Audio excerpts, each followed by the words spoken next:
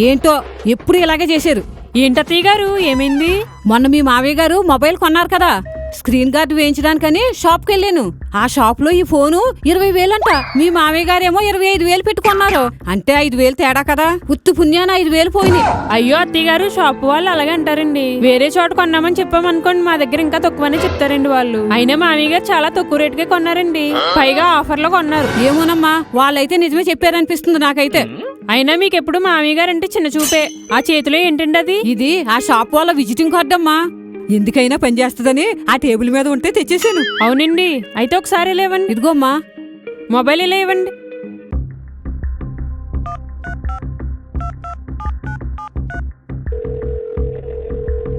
Hello hello, ఏం కావాలండి?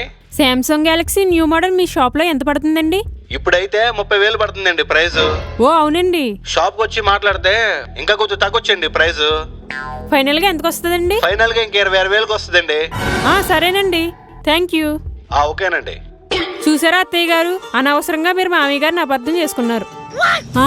అవును కదమ్మా, అనవసరంగా నా దేవుణ్ణి అపార్థం చేసుకున్నాను.